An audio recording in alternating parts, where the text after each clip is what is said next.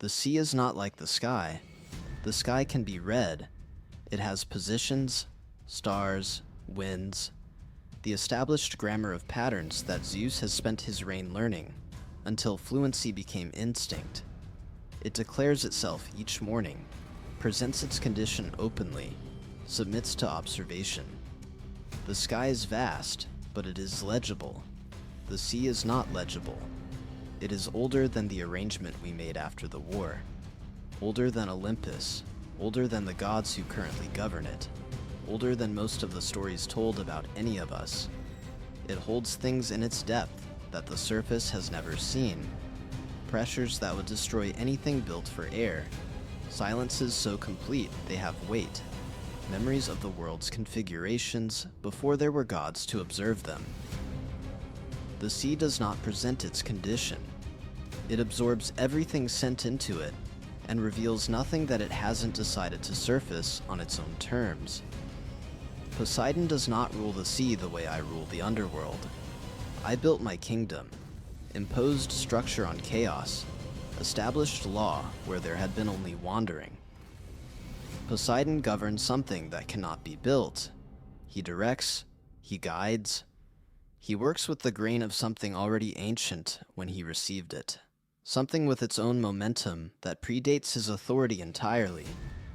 He is the most powerful force in his domain. He has never been its master. He is its interpreter, and he has always known the difference, which is more self-awareness than the sky typically produces. This is why Poseidon understands certain things that Zeus does not. After the war, when the realms were divided, the arrangement was stated as equal. 3 brothers, 3 domains, each sovereign within his own. The language of equality was not entirely false. It described the intention, if not the outcome. Intentions and structures are different things, and the structure of what we built had its own logic that the intentions did not fully anticipate. The sky is where Olympus sits. Olympus is where governance happens, where councils convene, where declarations are issued, where the formal business of divine authority is conducted. Over time, this made the sky not simply one realm among 3, but the domain that contains the center.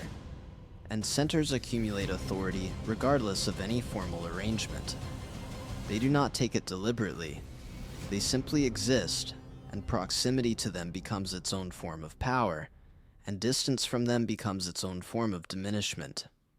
Poseidon understood this long before I did, because he was close enough to the center to watch the accumulation happen.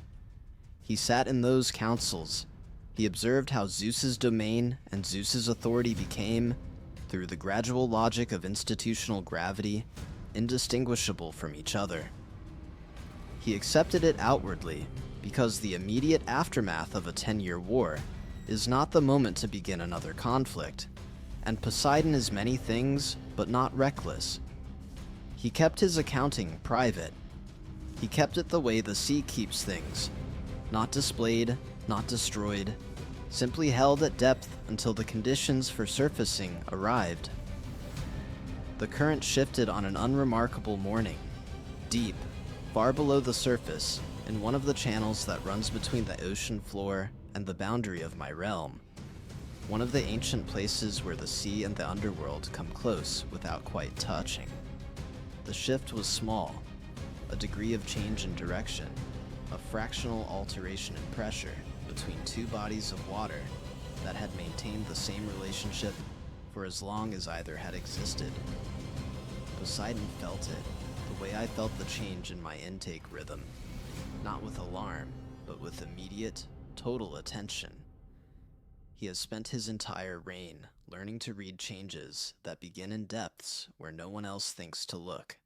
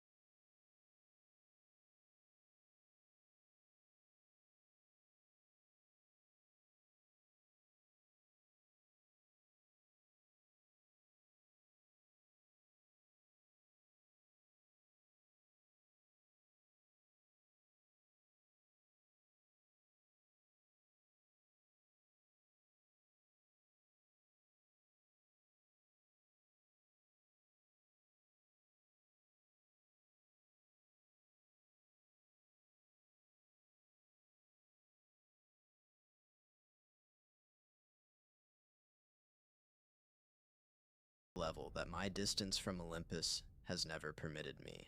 He knows what it costs to maintain a system where every response originates from a single center.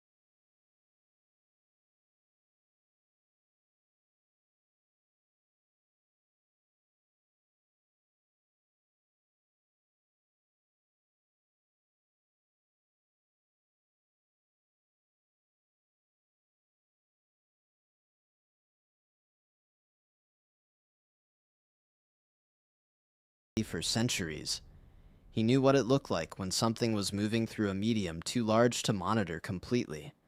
Something was moving. He considered the Underworld. Hades has always been the most difficult of the three brothers to read. He does not attend councils. He does not make declarations. He does not produce the visible signals that allow the other gods to track his intentions and adjust their own.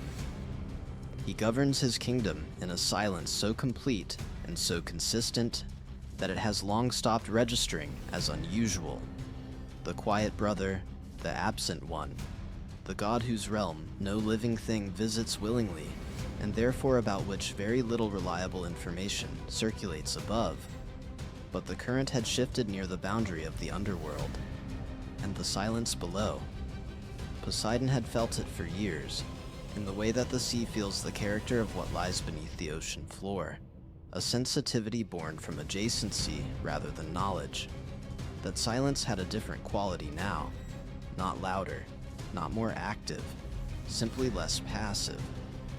There is a difference between the stillness of a thing at rest and the stillness of a thing that has decided to be still, and it is a distinction that the sea, which holds both varieties in abundance, teaches its interpreter to recognize.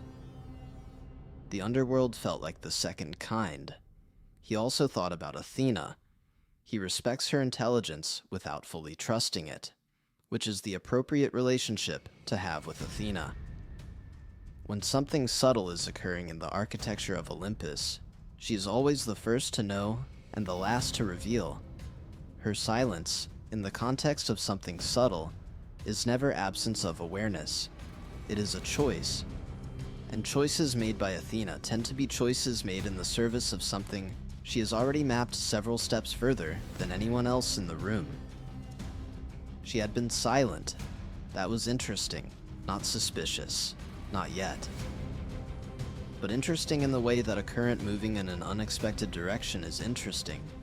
Not alarming, just worth tracking, worth adding to the ledger alongside everything else that had accumulated in the depth of his private accounting. He did not act. He did not make a plan, did not form an intention, did not take any of the steps that distinguish strategic movement from private attention. He simply stood in the depth of his domain, surrounded by the ancient dark of a sea that has been holding its own records since before Olympus had a name, and he watched the currents. He added what he had observed to the ledger: the shifted current, the quality of the underworld's silence, Athena's particular variety of stillness, the texture of a change moving through the structure of things without leaving visible evidence at the surface.